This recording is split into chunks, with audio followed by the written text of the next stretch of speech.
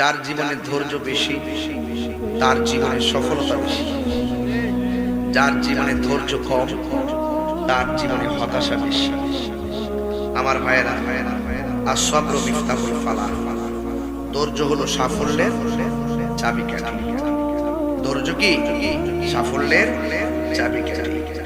হাদিস শরীফের মধ্যে এসেছে, আহসিন ইলান নাস, তুমি যদি মানুষের সাথে সৎ ব্যবহার করো, ইয়াহসিনু ইলাইকা, মানুষও তোমার সঙ্গে সৎ ব্যবহার করবে। কামা তাদিনু তুদানে, যেমন কর্ম তেমন ফল। ইন্নামাল মুমিনুনা ইখওয়া, এই পৃথিবীতে যত মুমিন রয়েছে সকল মুমিন একজন আরেকজনের ভাই। বলেন না সুবহানাল্লাহ। একটা চুলের মধ্যে টান দিলে অল বডিটা যেমন করে ব্যথা অনুভূত হয়, ঠিক এভাবে পৃথিবীর কোনো জায়গায় যদি কোনো মুসলমানদেরকে অ্যাটাক করে, কোনো মুসলমানকে অন্যায়ভাবে জুলুম করে, যেমন ধরুন ফিলিস্তিন মুসলমানদের উপরে যখন বোমা নিক্ষেপ করে, আর বাংলার মুসলমান আমরা যদি ঘুমিয়ে থাকি, এটার নাম মুসলমানিত্ব নয়। যেই কোনো বিশ্বের জায়গায় সারা পৃথিবীর মুসলমান একটা দেহের মতো। মোমেন আঘাতপ্রাপ্ত হলে মোমেন মোমেনের জন্য দাঁড়িয়ে যাবে। কথা বলেন ঠিক না? এই জন্য আমার ভাইয়েরা, আমরা সকলে ঐক্যবদ্ধভাবে এই বাংলাদেশটাকে সুন্দর করে সাজাতে চাই। ভাইয়েরা আমার, আল্লাহ রাব্বুল আলামিন কোরআনের মধ্যে বলেছেন, ফাত্তাকুল্লাহ, তোমরা আল্লাহকে ভয় করো, ওয়াকুলু কওলান সাদীদা, এবং তোমরা সদা সর্বদা সত্য কথা বলো। আজকে আমাদের ভান্ডরা মিথ্যায় ভরে গেছে, এই জন্য শান্তি খুঁজে পাওয়া যায় না। আসিদকু ইউনজি ওয়াল কিযবু ইহলিক, সত্য মুক্তি দেয়, মিথ্যা ধ্বংস করে। আল কিযবু উম্মুয যুনুব, মিথ্যা হলো সকল পাপের মা, মিথ্যা হলো সকল পাপের ভিত্তি, মিথ্যা হলো সকল পাপের ফাউন্ডেশন, মিথ্যা হলো সকল পাপের মূল।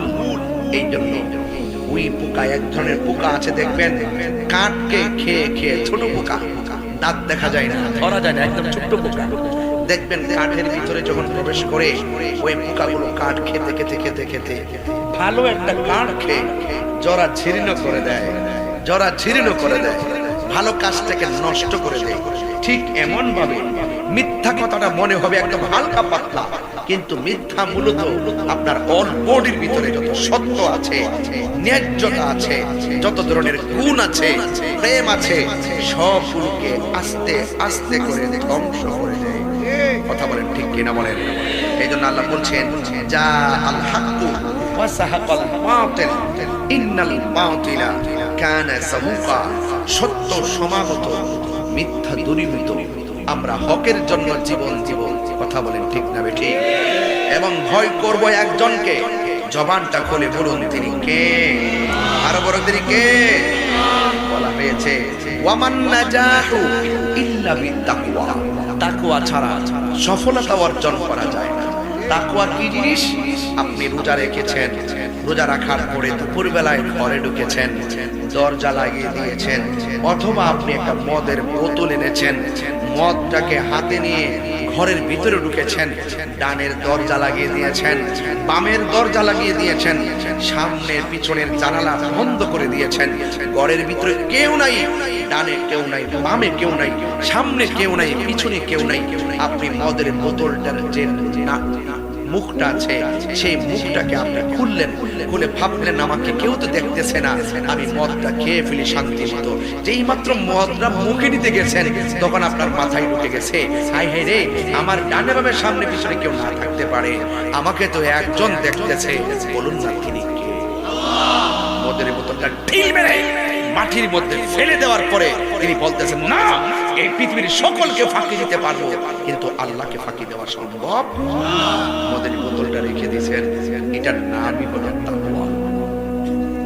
এই তাকওয়ার পাবন্দি যারা করেছেন, তাকওয়ার সন্ধান যারা করেছেন, তাকওয়ার জন্য যারা, তাকওয়াকে যারা নিজের জীবনের অলংকার বানিয়েছেন, তাদের জীবনে পুরা বান্দা থাকে নাই, ওরাই গাউসুল আজম হয়ে গেছে, ওরাই রেজবি মাওলা হয়ে গেছে, ওরাই নাসিরউদ্দিন শিফাশালা হয়ে গেছে, ওরাই বাবা শাহজালাল ইয়ামনি হয়ে গেছে, ওরাই শাহ কোরআন হয়ে গেছে, ওরাই গরিবুল্লাহ শাহ হয়ে গেছে, ওরাই মিসকিন শাহ হয়ে গেছে, ওরাই কল্লা শহীদ হয়ে গেছে, ওরাই আমানত শাহ হয়ে গেছে, ওরাই গরিবুল্লাহ শাহ হয়ে গেছে, ওরাই মিসকিন শাহ হয়ে গেছে, ওরাই বাইজিদ বুস্তামি হয়ে গেছে, ওরাই মাইজবান্ডার হয়ে গেছে, ওরাই ফয়েজউদ্দিন শাহ হয়ে গেছে, ওরাই গোলাপ শাহ হয়ে গেছে, ওরাই শাহ আলী বুগদাদি হয়ে গেছে। হাত তুলে বলেন ঠিক কিনা বলেন।